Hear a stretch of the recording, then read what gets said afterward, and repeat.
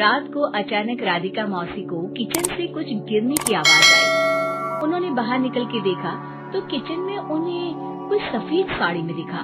वो चीख पड़ी, हे भगवान, आलतू जलाल तू आई बला को टाल तू, आलतू जलाल तू आई बला को टाल तू। राधिका मौसी को चीखते सुनकर श्रवण बाहर आता है भागते हुए। अरे माँ, क्या हुआ? क्या देख लिया?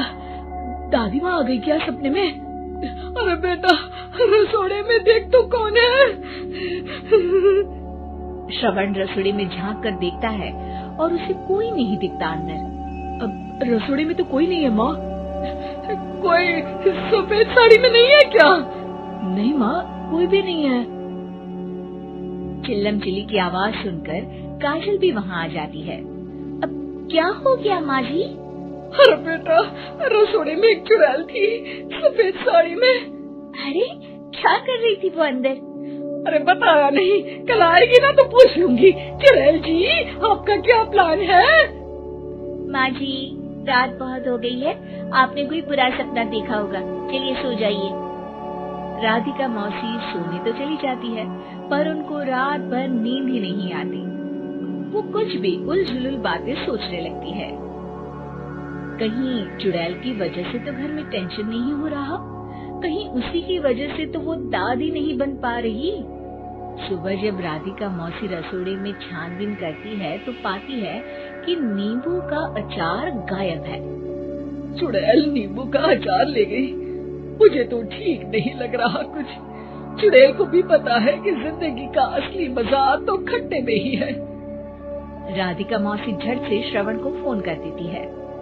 बेटा, मुझे समस्या समझ में आ गई है, हमें एक तांत्रिक की जरूरत है। अरे क्या बोल रही हो माँ, तांत्रिक की क्या जरूरत है?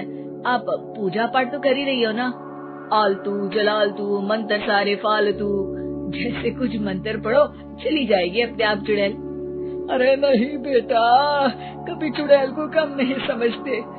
अरे तुझे पता भी नहीं चलेगा कि कभी वो छल करके काजल की जगह घर की बहू खुद बन जाएगी। क्या माँ, कुछ भी बोल रही हो? कहाँ काजल और कहाँ चुड़ैल? वैसे एक बात बताओ, काजल को अगर गाने के लिए बोल देना तो चुड़ैल काजल की आवाज सुनकर घर तो क्या धरती लोग छोड़कर चली जाएगी। तुम ना पढ़े लिखे बच्चे हर चीज को मजाक समझते हो। तुम रहने दो, मैं खुद ही तांत्रिक को बुला लेती हूँ। अच्छा सुन, शाम को इमली लेके आना। क्या है कि चटनी खाए बहुत दिन हो गए है ना? नहीं माँ, इमली तांत्रिक से ही मंगवा लो ना, आटा वगैरह भी उसी से पिसवा लेना। देखो मुझे काम करना है। श्रवण रात को कई तरह की सब्जियों के साथ माँ के कहने पे चटनी के लिए इमली भी ले आया था, लेकिन राधिका मौसी के दिमाग में अलग ही फिल्म चल रही थी। उन्हें अब सिर्फ शक ही नहीं यकीन होने लगा था कि शायद चुड़ैल ने श्रवण पर अपना जाल बिछा दिया था, जिस वजह से श्रवण उनकी बात ही नहीं मान रहा था। पर कोई नहीं, आने वाली रात में राधिका मौसी खुद तैयार हो गई चुड़ैल को पकड़ने के लिए। रुद्राक्ष की माला, तुलसी का पत्ता, हनुमान चालीसा सब हाथ के पास ही था, बस चुड़ैल का इंतजार था। और जैसा राधिका मौसी ने सोचा था वैसा ही हुआ। वो चुड़ैल उस रात भी आई, पर वो राधिका मौसी से तेज निकली और राधिका मौसी के उससे पकड़ने के पहले ही वो भाग खड़ी हुई। जरूर बहू पेश आया है उस चुड़ैल का, तभी तो श्रवण के कमरे में गई है। और अगली सुबह राधिका मौसी पिछली रात हुए हमले में किन चीजों का नुकसान हुआ उसका हिसाब लगा रही थी। उनके खेमे से एक आम के अचार की शीशी भी गायब हो चुकी थी और वो इमली भी जो कल श्रवण लेकर आया था। राधिका मौसी इस बारे में सोच ही रही थी कि श्रवण जल्दी से रसोड़े में आकर दवाइयों की पोटली ढूंढने लगता है। अरे बेटा, क्या हो गया? अब माँ, वो काजल की तबीयत खराब है, बहुत घबराहट हो रही है उसे। हे भगवान, मैंने पहले ही कहा था कि तांत्रिक को बुला लेते हैं, पर नहीं। अब देखो, उस चुड़ैल ने काजल को अपने वश में करना शुरू भी कर दिया है। हालांकि श्रवण भूतों में विश्वास नहीं करता था, पर अब वो भी डर जाता है और राजी हो जाता है एक तांत्रिक को बुलाने के लिए। कुछ ही घंटों में तांत्रिक आ जाते हैं और राधिका मौसी तांत्रिक जी को सब बता देती है। घोर संकट, घनघोर संकट, चुड़ैल को मारू जोर चाकट, ओम भट स्वाहा खटखा के आहा। अरे ये क्या मंत्र है? मेरे खुद के ओरिजिनल मंत्र है, कल रात को ही लिखे हैं, अच्छे लगे तो दाद चाहूंगा। एक और मंत्र सुनो, अर्ज किया है आब्राकडाब्रा, दिल्ली बम्बई आगरा, चंदा मामा सोवरले सुरन मामुजारा। ये मंत्र है? अरे कोई चालीसा वालीसा पढ़ो ना। वक्त कम है, 40 नहीं पड़ेंगे, 20-25 में काम चलाना पड़ेगा। अलग निरंजन जाके लंदन, मुफ्त का मंजान घिस मेरे नंदन। अरे जल्दी करो तांत्रिक जी, जल्दी करो। तांत्रिक अपने उल झलूल मंत्र पढ़ने लगता है।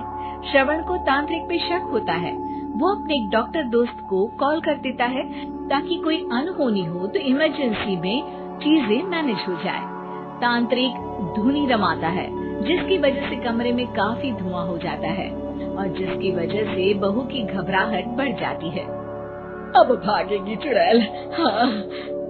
बहू खांसते हुए धुएं से बचने के लिए बाहर चली जाती है। अरे भाग रही है, भाग रही है। पीछे पीछे श्रवण भी जाता है। बहू एक सोफे पर बैठ जाती है। तभी डॉक्टर दोस्त आ जाते हैं और श्रवण को पानी लाने के लिए कहते हैं। थोड़े चेकअप के बाद डॉक्टर कहते हैं, मेरे हिसाब से जाप का काम पूरा हो गया है। क्या मतलब? अरे कुछ भी नहीं माँ, कोई चुड़ैल नहीं है, खुशखबरी है, अब दादी बनने वाली है। मगर वो सब अचार के डब्बे। श्रवण दोनों अचार के डब्बे अपनी माँ को दिखाता है जो कि उनके बिस्तर के नीचे छुपे हुए थे। आपने सही बोला था माँ, वो चुड़ैल काजल ही थी जो खट्टा खा रही थी। हमें कल ही पता चला, पर हमने आपको ये तांत्रिक वाला काम करने दिया ताकि आपको भरोसा हो जाए कि भूत वगैरह कुछ होता ही नहीं। अच्छा अच्छा, ये तो बड़ी खुशी की बात है। पर बेटा मुझे एक झाड़ू तो ला दे।